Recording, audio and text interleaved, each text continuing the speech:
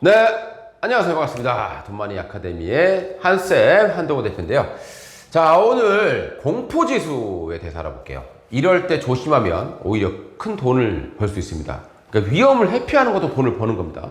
위험을 고스란히 두들겨 맞는 경우는 정말 큰 손실을 보게 되겠죠. 그걸 피하는 것만으로 돈을 버는 거예요. 그래서 오늘은 이 VIX 지수, 변동성 지수라고 합니다. 뭐 다 똑같은 얘기예요. 공포지수, VIX 지수, 변동성 지수 다 똑같은 말이라고 보시면 되겠습니다. 자, 이게 한번 무엇인지 한번 보도록 하겠고요. 자, 보통 이제 이 공포지수라는 것은 시장이 하락할 때 급등을 하기 때문에 공포지수라고 부릅니다.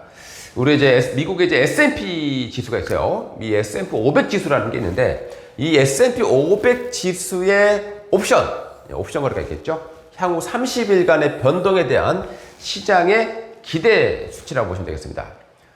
그래서 VIX 지수 같은 경우는 실제로 매수가 가능하지는 않고 ETN을 통해서 우리가 거래를 할 수 있습니다. 자, 표준 편차와 유사한 그런 모습을 갖고 있어요. S&P 500 선물 옵션을 사용하고 지수 변동이 커질 때 상승합니다. 그러니까 지수가 막 급등락하게 되잖아요. 특히 이제 급등할 때는 당연히 이제 밑으로 변동성이 커지겠고, 주가가 이제 급락을 할 때는 위쪽으로 변동성이 커지기 때문에 그 변동성을 측정하는데 바로 이 VIX 지수가 사용되게 됩니다. 그러니까 VIX 지수 같은 경우는 콜옵션, 풋옵션, 그 갭을 계산하는 거고요.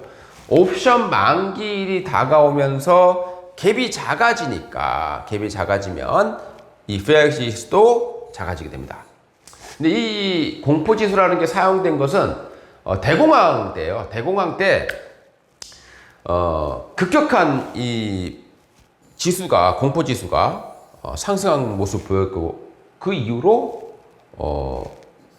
폭락을 한 거죠. 시장 자체가. 그 이후로 이제 이 공포지수가 좀 자주 사용되게 됐습니다.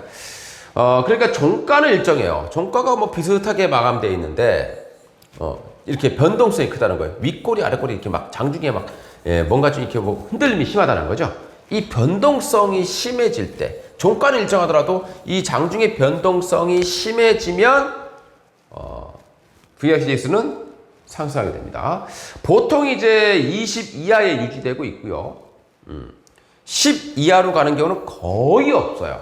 근데 만약에 이게 10 이하로 갔다라고 하면 조만간에 엄청난 하락세가 진행될 가능성이 높다라고 보시면 되겠습니다. 자, 왜 그런지 한번 볼게요. 뭐, 요거는 이제, 머리 아파. 아우, 수학이에요. 뭐, 이거 뭐, 변동성 지수를 산정하는 그 계산식인데, 우리가 뭐 이거를 알 필요는 없다. 다 계산돼서 나오기 때문에요. 이런 그냥 형태를 가지고 있다고 보시면 되겠고. 자, 공포지수가 발작을 해요. 언제부터 발작을 하냐면 잘 보도록 하겠습니다.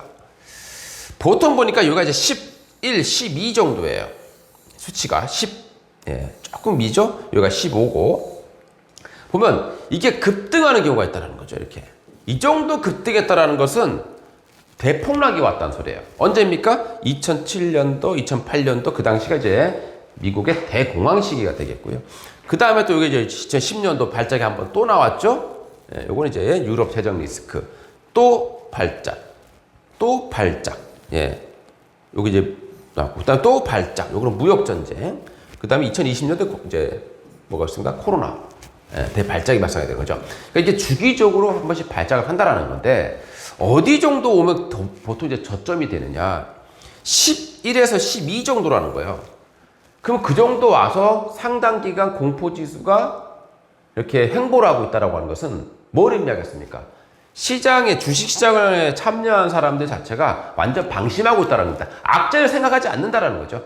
방심하고 있다는 거예요. 그래서 그 상태에서 보통 기습적인 발작이 많이 나오게 되는 겁니다. 자, 그리고 이제 뭐 ETN을 생각했을 때, 우리에서 VIX 지수 같은 경우도 매매가 가능합니다. 근데 ETN으로만 가능해요. 근데 이 ETN은 롤오버가 있어요.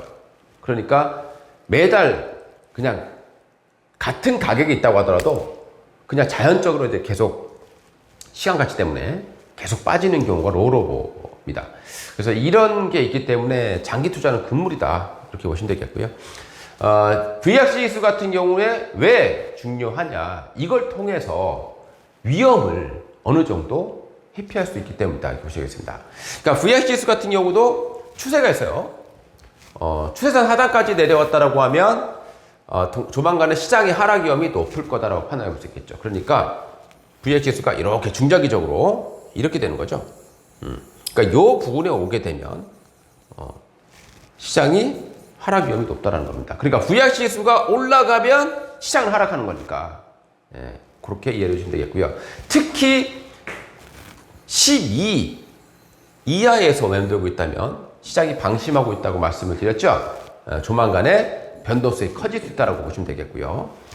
그리고 그 VIX가 12 이하에서 상당 기간, 뭐 몇 개월 이상 계속 바닥을 다지고 있다고 하면 그때부터는 주식에 대해서 조금 신중하게 대응을 하시는 게 좋겠습니다.